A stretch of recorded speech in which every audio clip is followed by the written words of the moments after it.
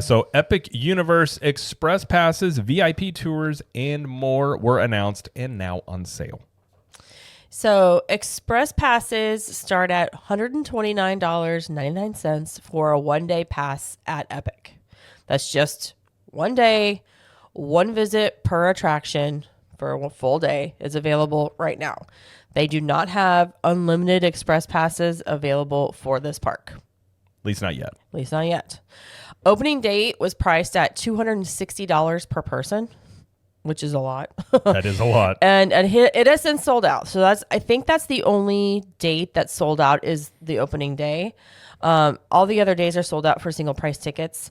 You could also buy 2, 3, 4, and 5 day express passes to be used with Islands of Adventure, Universal Studios, and Epic Universe that start at $59 per day for the 5-day pass. So the more days you get, the less amount it is per day.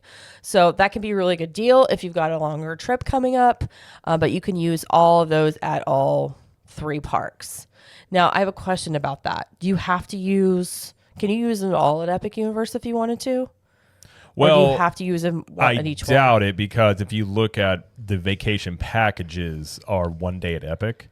So I would assume I see. If you're purchasing that within a package, it would just be 1 day at Epic and the other ones at the other parks. But so what if you were an annual pass holder and you bought 3 days of single day Epic passes and you got a 3-day express pass? Could you do that? I don't know. You might. I don't know. They're not connected to the tickets. Right. They're separate. You may have to call or try it online. I don't know. I haven't tried that because we're not doing Express Pass for this. So I don't actually know the answer to that. That's a good question. I would assume that you can, or if you just bought single day tickets, to say you wanted like 2 days Epic, you could probably get 2 days of an Express Pass with Epic. I don't know. I would that would be what I would do if I could.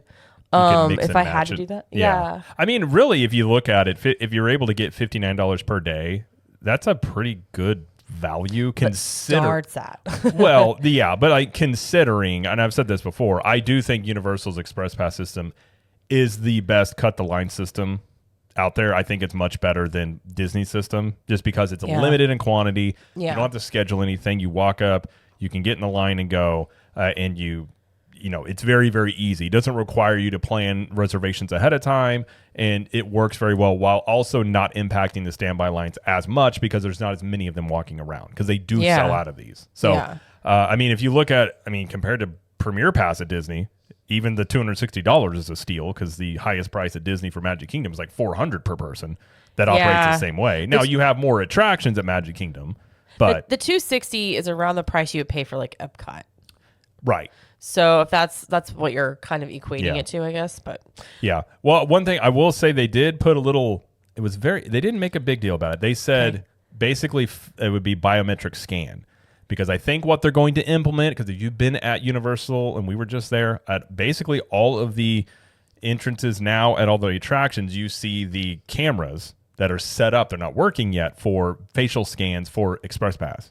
I think they're going to implement this at all the parks once Epic opens. And I think they're going to do away with, you don't have to scan your room key or your actual card. They're just going to do a facial recognition. Will they use your fingerprint? They have cameras set up. They don't have to. I mean, they got rid of the fingerprints to enter. That's true. I mean, when we went into the park at Islands of Adventure, it was I didn't have to scan my card at all. It was just facial recognition. Yeah. So and it worked very well. So so crazy. I think they're going to be implementing that all over the place, and I think they'll do it in the existing parks as well. So I think that's how that system will work. That's so crazy. And it was a little word they put in there, and I did not get that. It said via biometric scan, and I was like, oh, there it is. So. I mean, that's probably a good call. I mean, there's going to be a lot of people that would probably take advantage of this. Well, system. it's that, and also convenience if you just stand there and scan your face. Yeah. And it does work very well. I will give them that. So but I'm not. I don't know if that's not. I don't know if that's officially confirmed. But those cameras are up everywhere. They are going to use them at some point. Yeah. So I would look for that to happen. And at Epic Universe specifically, there are 3 attractions that are not included in the Express Pass. That is Minecart Madness, which is in Super Nintendo World. That is Harry Potter and the Battle of the Ministry, which is in the Wizarding World of Harry Potter. And then Dragon Racers Rally, which is Isle of Berk. So those 3 will not be in the Express Pass system yet. I was surprised to see Dragon Racers Rally, but I think that's due to ride capacity. Yeah.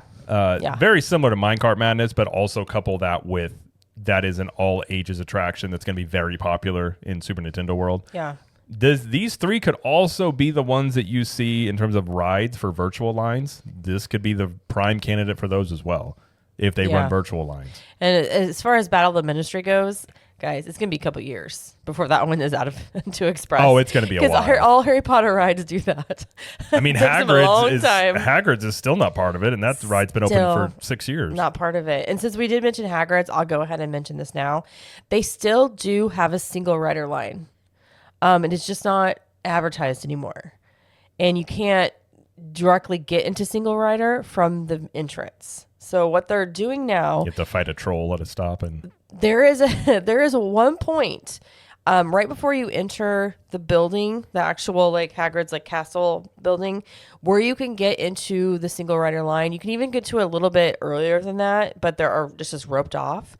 You can just go around the rope and get in the single rider line. So it does exist. They just do not advertise it anymore, and they won't let you get in it at the entrance.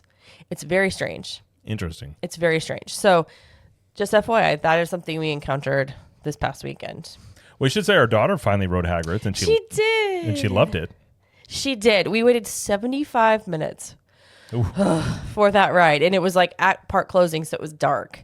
And first time she ever rode it, she was so nervous. It's been, years since we tried to get her to do it, and she just wasn't ready. She was ready this year, and she did great. She was just like, oh, I'm so shaky when she got off the ride. But she did so good. So I'm proud of her. And I have another riding buddy for Hagrid's, Jared, and now our daughter. Our son, we'll see about him. I don't know if he'll be ready for that soon, but we'll get him on there at some point. Yeah. Whether or not he ever wants to come back to that building again, we will see. But usually can get him on one time, and then after that, he's just like, no, I'm not doing I will not do that. At some point, but yeah. Yeah. So anyway, it was great. Yes. Also about the other things they announced, the VIP tours being part of that, which we mentioned. These will be available starting May 23rd. So not opening day. They're like, we don't want to start off with too much here. Not doing VIP tours. I think they're going to have all hands on deck for employees and team members that first day probably. And they're like, we don't want to handle tours just in case something happens. Opening day is insane. So yeah. So that starts at $389.99 per person. It's a 4-hour 1-park tour or a 7-hour 2-park tour. And you get VIP priority access to rides and attractions during the tour. And you also get valet parking included. We already get valet parking included because we're premier pass holders. We wouldn't get valet for Epic, would we? I don't know. We don't, none of the, that's the thing. We've been talking about this, pretty much ad nauseum about our annual pass and being an annual pass holder for Universal, but not this new park. What perks or benefits or anything, if any, do we have? I mean, I think discounts will be part of it. You think so? I'm going to assume. I would assume. This is just me making a guess. Okay.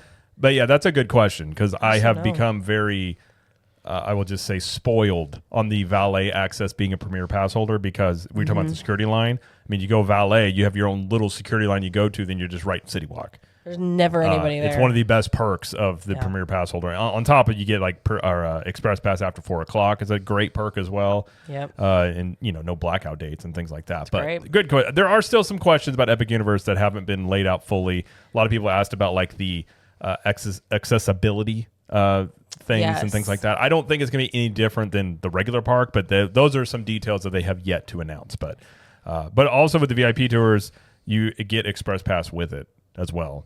I mean, you get on your VIP tour guide gets you onto the ride. Right. You don't actually have Express. It's a form of Express. But yeah.